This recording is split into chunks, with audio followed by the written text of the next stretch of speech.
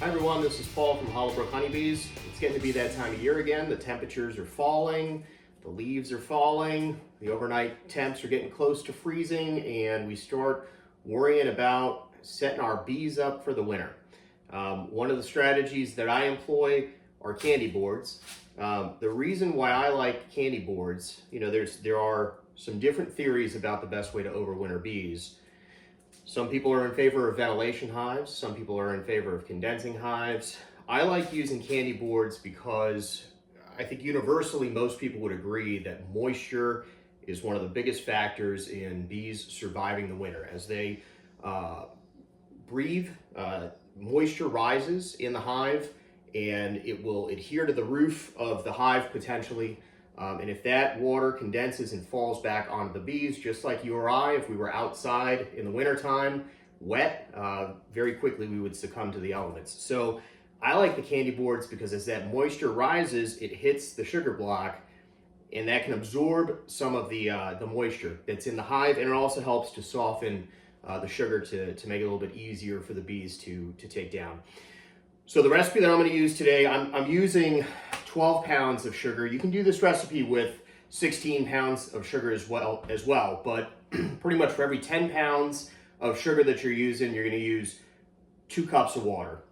So we'll start with that. I'm going to open up each of these bags, and here is, I should mention, the candy board itself. I've just lined it with some tissue paper. You just want something that's easy for the bees to get through. And it sort of holds the sugar in place while it hardens up. Let's start with the first bag here.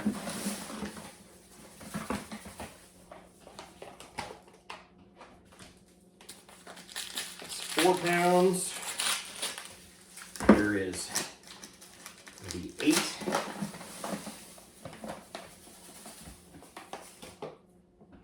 And this will make it 12.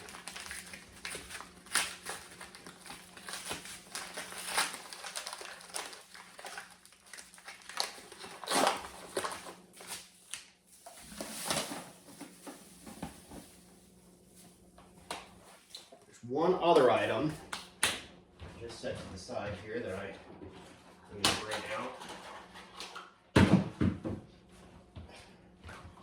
And that is some Hive Alive. I'm going to use some of that as well. And the concentration for this that the manufacturer calls for is 2 teaspoons per gallon of syrup.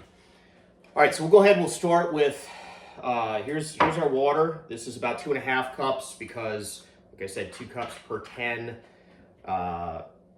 2 cups of water for every 10 pounds of sugar. And I'm just going to do about a teaspoonful of white vinegar, and that's just to help with the sugar brick from molding or mildewing up. And I am also going to use a little bit of Hive Alive. Now, some people prefer Honeybee Healthy. There's different additives that you can use. But for our purposes, we're just going to use a little bit of the Hive Alive. All right. Now, we will start to add this a little bit at a time. Give it a stir. And this will just be a process. It'll take a little bit of time to work it through.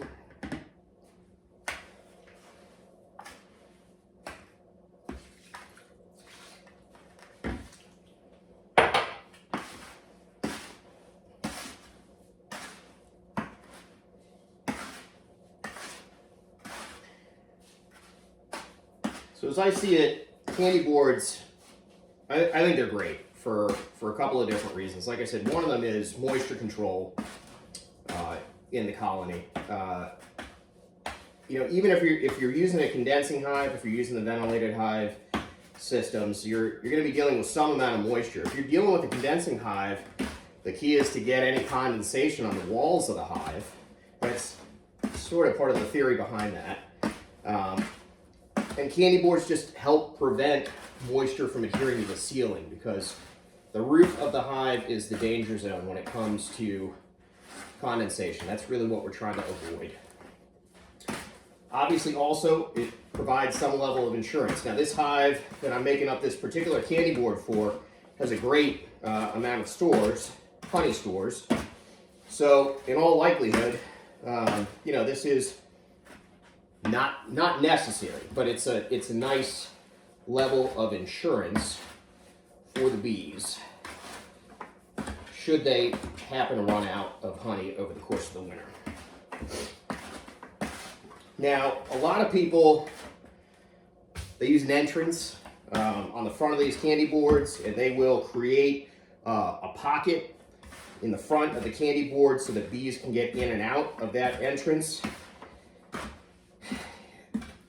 There's both good and bad things to that approach. Number one, if you live in an area like I do in New England, where you're dealing with snow, having that top entrance can be important to let your bees get out of the hive to take cleansing flights during the course of the winter.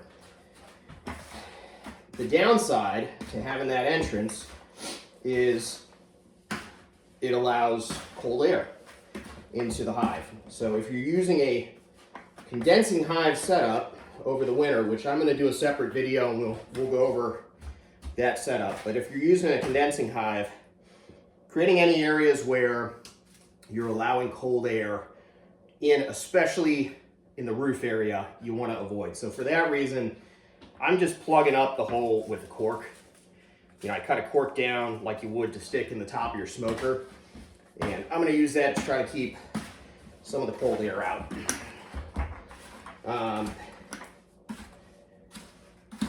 The downside to plugging that up, though, is that if you end up with snowfall during the course of the winter, there's nowhere for the bees to get out to take cleansing flights. So it is going to be important over the course of the winter. I'm going to have to make sure that I keep that front entrance open and free of snow or other blockages, so that if the bees do have a warm enough day that they can sneak out and take a cleansing flight, they have the ability to do so.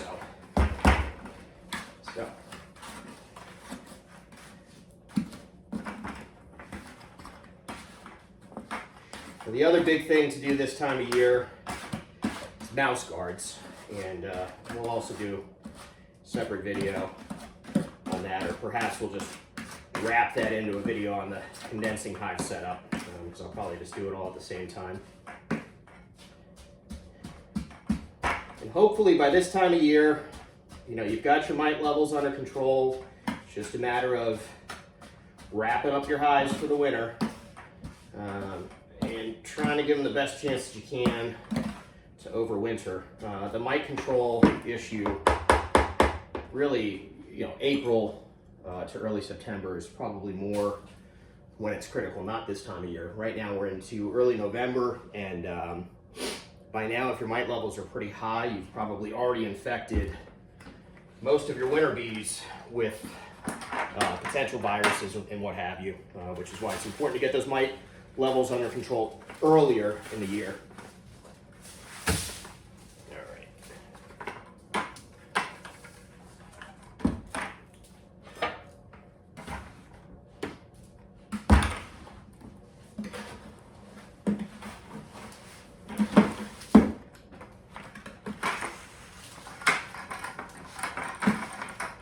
This can be as perfect or not perfect as you want it to be. You can make it nice and pretty and level and flat on the top. The key is just that you want it to be to roughly cover, you know, as much of this area as you can, just for purposes of, like I said, combating the moisture. And you don't want to put your top cover underneath this. This needs to go directly on top of the frames. I'm going to be using, for the hive that this is going on to, it'll be 2 deep boxes, and so this needs to be on top of the second deep box without anything in between it, because, like I said, the idea here is for the moisture to rise and hit the bottom of this board, and if you have an inner cover on between that top box and this candy board, you're not going to be able to accomplish that. Instead, the moisture is going to hit the top the inner cover instead of hitting this candy board.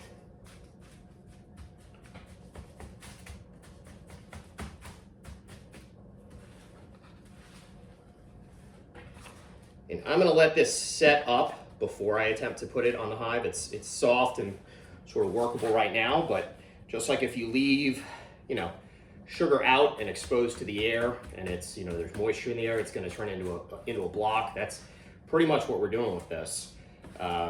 Takes a little bit of time to set up, so we'll allow it to harden. So like I said, I'm not gonna put it on today, but in the next 24 to 48 hours, it should be plenty hard to be able to go on top of the hive.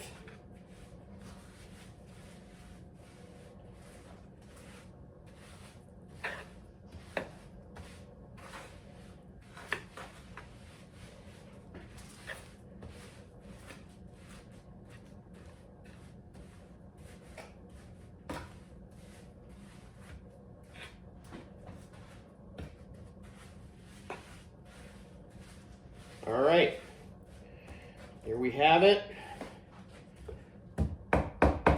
One candy board set up and ready to go, smoothed out.